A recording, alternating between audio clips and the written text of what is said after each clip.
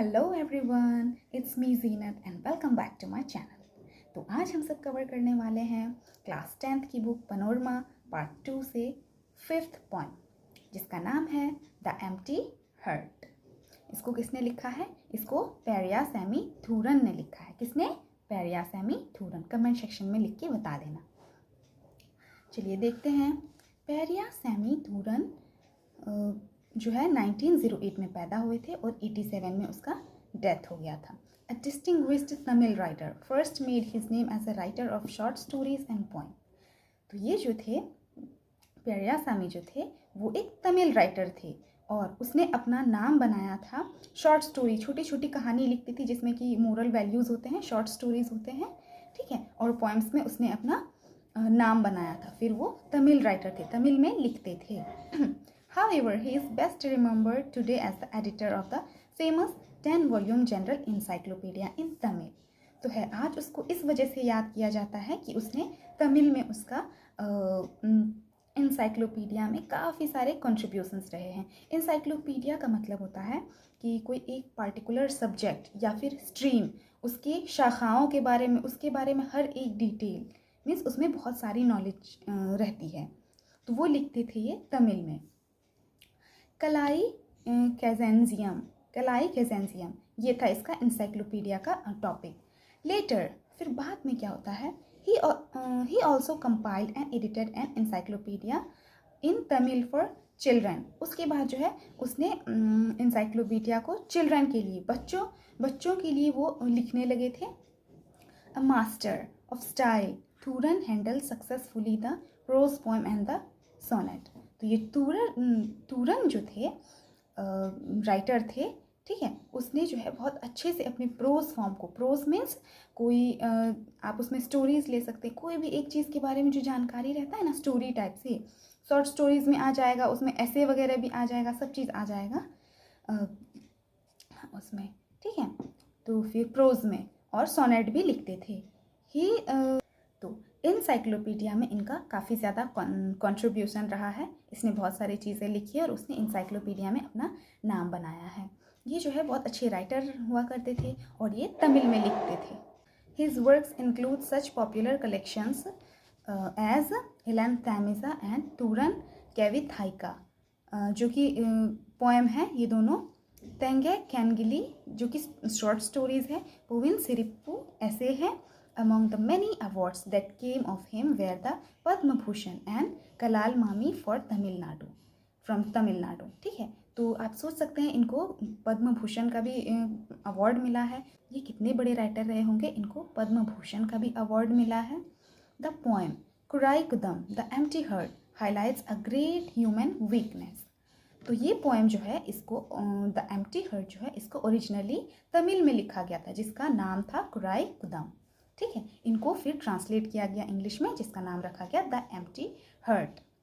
अ great human weakness, इंसानों की कमज़ोरी के बारे में बताया है इसमें। A man's insatiable greed which ultimately destroys him, एक इंसान जिसका जो ग्रीड है, जो लालच है, तो उसकी वजह से वो कम्प्लीटली डिस्ट्रॉय हो जाता है। इसके बारे में हम आगे पढ़ने वाले हैं। चलिए देखते हैं।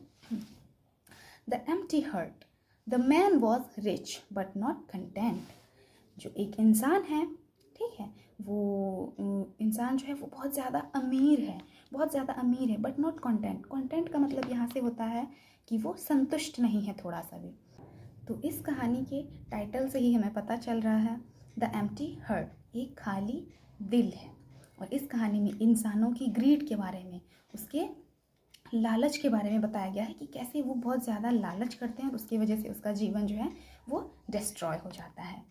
तो एक इंसान के बारे में इसमें बताया गया, ए मैन, जो कि बहुत ज़्यादा अमीर है, लेकिन बहुत ज़्यादा लालची है, वो संतुष्ट नहीं है अपने जीवन में, ठीक है। वो दिन रात, morning noon and night he went, वो दिन रात दोपहर हर वक्त वो जाता है to the wish yielding tree. Wish yielding, yield का मतलब होता है टू गिव, ठीक है, जो कि उसकी इच्छा पूरी करता है। पुराने ज़माने में ऐसे कुछ ट्रीज़ होते थे जो इंसानों की इच्छाओं को पूरा करते थे, ऐसा मिथ है, ठीक है। एंड प्रेड, वो जो इंसान है जिसका स्टोरी इसमें बताया जा रहा है, जिसके बारे में बताया जाता है किसी भी कहानी या फिर पोएम में, तो वो प्रोटागोनिस्ट कहलाता है, मीन्स हीरो, मेन कैरेक्टर जो है वो कहलाता है। ठीक है, तो इसमें एक प्रोटागोनिस्ट क्या है कि एक इंसान है जो कि बहुत ज़्यादा लालची है। अब देखो, वो दिन रात दोपहर हर समय वो जाता है एक विश यील्डिंग ट्री के पास, इच्छा अपना मांगने के लिए, अपनी विश को पूरा कराने के लिए, और वहाँ पे प्रे करता है बहुत ज़्यादा। ओ कल्पक, यहाँ पे जो है वो ट्री जो है, ट्री का नाम बताया गया है कल्पक।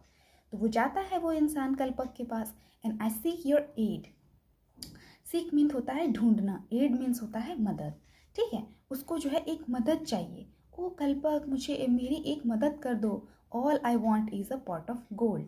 अब देखिए ये इंसान कितना ग्रीडी और लालची है, इसके पास इतने सारे पैसे हैं, ये रिच है काफ़ी, और इसको क्या चाहिए, ये इसके पास एक विश यील्डिंग ट्री भी है, ये दूसरा चीज़ भी मांग सकता था, लेकिन इसने क्या मांगा, अ पॉट ऑफ गोल्ड, एक मटका, एक पॉट दीजिए भर के, उसमें सोने का पॉट। ठीक है, his prayer was granted 7-fold, और उसका जो विश है वो पूरा कर दिया जाता है, और 7-fold में, 7-fold में मतलब 7 बारी में, मीन्स उसने एक पॉट ऑफ गोल्ड मांगा गोल्ड का, ठीक है, और इसने 7 दिए उसको, उस ट्री ने। For as a gift to him was given, जो गिफ्ट ट्री ने उसे दिया था उस लालची इंसान को, ग्लिस्टनिंग गोल्ड, मतलब पूरा चमकता हुआ सोना, इन पिचर्स 7 मटके थे। ठीक, 7 मटके थे, उसमें चमकता हुआ सोना दिया था। 7 silver pitchers were now with him, और अब 7 सिल्वर पिचर्स मीन्स घड़ा, 7 जो है चांदी के घड़े थे। ठीक है, उसमें सोना फुल था, ऊपर तक फुल था। Each with gold coins filled to the brim, उसमें सोने के सिक्के थे। ठीक है, उस 7 मटकों में जो चांदी कलर के मटके थे उसमें सोने के सिक्के फुल थे, और ब्रिम मतलब होता है एकदम ऊपर तक भरा होना, एक होता है ना भरा हुआ, एक होता है मटके में ऊपर तक ऐसे करके ऊपर तक भरा हुआ था, ठीक, सोना। But the tree unkind took into its mind, लेकिन वो पेड़ सोच रहा था कि इसके दिमाग में लालच भरा हुआ, इसको थोड़ा सबक सिखाना पड़ेगा, ऐसे सोच रहा था tree. To add an 8.5 full pot, तो ये ट्री क्या करता है कि इस लालची इंसान को जो है एक 8वां पॉट भी वहाँ पे दे देता है, और वो जो है वो फुल नहीं रहता है, वो ब्रिम ऊपर तक भरा हुआ नहीं रहता है, वो हाफ ही रहता है। ठीक है, सोने का पॉट जो है वो हाफ रहता है, इसका लालच का जो है ये तोड़ने के लिए, गुरु। To fill this quick was his thought, अब देखो वो इंसान इतना लालची था, अब आधा घड़ा देख के, 8वां घड़ा जो था वो आधा सोने से भरा हुआ था, तो उसका ख्याल क्या आया कि वो जल्द से जल्द कैसे भी करके वो इस घड़े को भर दे। ठीक है, the 7 full vessels he clean forget, और जो 7 फुल घड़ा था जो ऊपर तक भरा हुआ था उसको ये कंप्लीटली भूल गया। देखो ये कितना लालची है, इसने उसको विश मांगा था कि एक घड़ा जो है हमको गोल्ड दे दो। ठीक है, लेकिन उसने कितना दिया, इसको 7 घड़ा गोल्ड दिया, लेकिन इसको और चाहिए, इसके लालच को परखने के लिए उसने 8वां घड़ा दे दिया था उस पेड़ ने, जो कि हाफ फुल था, आधा फुल था, लेकिन इसके मन में इतना लालच है कि उसको फुल करने के लिए जो है ये 7 घड़ा जो फुल गोल्ड है उसको भूल गया, एकदम कंप्लीटली फुल हो गया, कंप्लीटली गॉन। ठीक है, the demon desires now made him mad, और जो राक्षस है, इसके अंदर के राक्षस ने इसको पागल कर दिया था। To mother wife children's goodbye he bade, ठीक है, इसने अपने मम्मी वाइफ चिल्ड्रन, इसने अपने पूरे परिवार को जो है बेड कर दिया, बाय बाय कर दिया था। ठीक है, अलविदा, इसने अपने पूरे परिवार को भी अलविदा कह दिया, और वो पागल हो गया था अंदर से उस घड़े को भरने के लिए। He rose before cock crow, means कुकरू की जो आवाज़ होती है, मुर्गे जो सुबह सुबह उठाते हैं, ठीक है, तो उसको इंग्लिश में कॉकक्रो कहा जाता है। ठीक है, वो मुर्गे के उठने से पहले ही उठ जाया करता था, पास्ट मिडनाइट ही वर्कड, और आधी रात के बाद तक वो काम करता था उस घड़े को भरने के लिए, बहुत मेहनत कर रहा था। मुर्गे से पहले उठ रहा है, रात में आधा रात के बाद में वो सो रहा है, इतना मेहनत कर रहा था। ईटिंग ड्रिंकिंग एंड स्लीप ही शर्ड, और खाना पीना और ये सब जो है सब चीज़ छोड़ दिया था, खाना पीना नींद जो है वो सब हराम हो गया था इसका, क्योंकि इसके दिमाग में जो एकदम राक्षसपंथी दौड़ रहा था, लालच से भरा हुआ इसका मन था। ही रैक्ड हिज हेल्थ, उसने अपना अपना जो हेल्थ है वो हेल्थ भी बर्बाद कर चुका था। ही इज़ कॉन्शियस सोल्ड, और वो कॉन्शियस का मतलब होता है अपने माइंड का कोई कोना जो हमें बताते रहता है कि तुम ये गलत काम कर रहे हो, तो मन में घूमते रहेगा कि ये करेंगे तो ये होगा वो होगा। माइंड का जो है एक कोना होता है, ठीक है। अंतरात्मा की एक आवाज़ आती है। कॉन्शियस सोल उसने अपने अंतरात्मा की आवाज़ को भी बेच डाला था, मतलब उसको कुछ समझ में ही नहीं आ रहा था उस समय। इस पोएम में बेसिकली ये बताया है कि लालच से जो है कभी संतुष्टि नहीं मिलती है, इसलिए जो है आपके पास जितना भी चीज़ हो, जो चीज़ अवेलेबल हो, आप उसमें ही खुश रहें और संतुष्टि के साथ रहें, ठीक है। And tried all tricks and gather gold, उसने जो है उस घड़े को भरने के लिए हर तरह की उसके ट्रिक्स को आजमा लिया, हर तरह के दिमाग लगा लिए, कैसे मैं पैसा अर्न करूँ, कैसे मैं ये घड़ा भरूँ, ठीक है। Eager and anxious, eager means होता है उत्सुक और एंग्शियस मीन्स होता है वरीड। ईगर मीन्स होता है उत्सुक और एंग्शियस मीन्स होता है worried.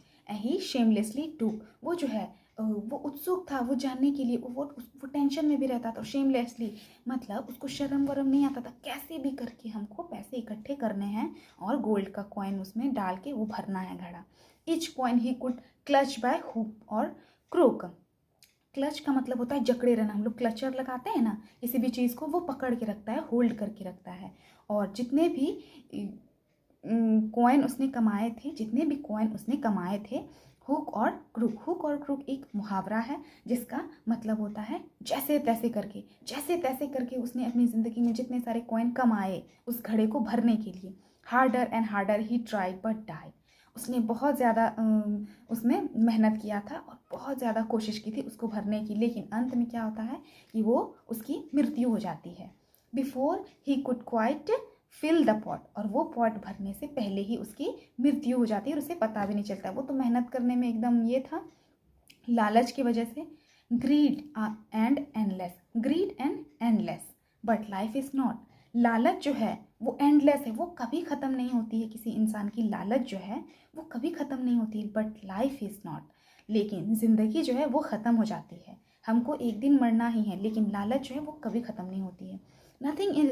Nothing is wrong with A half filled purse, मतलब इसमें कोई बुराई नहीं है कि हाफ फिल्ड पर्स से यहाँ पे बताया गया कि आपके पास जितनी भी संपत्ति, जितनी भी चीज़ें हैं वो हाफ ही है, मतलब आपकी एक्सपेक्टेशन तक नहीं है। जितना सा भी आपके पास मनी है, बैंक बैलेंस है, जितनी भी चीज़ें हैं आपके पास, ठीक है, तो इसमें कोई बुराई नहीं है। आपको ग्रीड नहीं करना है, उसी में आपको संतुष्ट रहना है।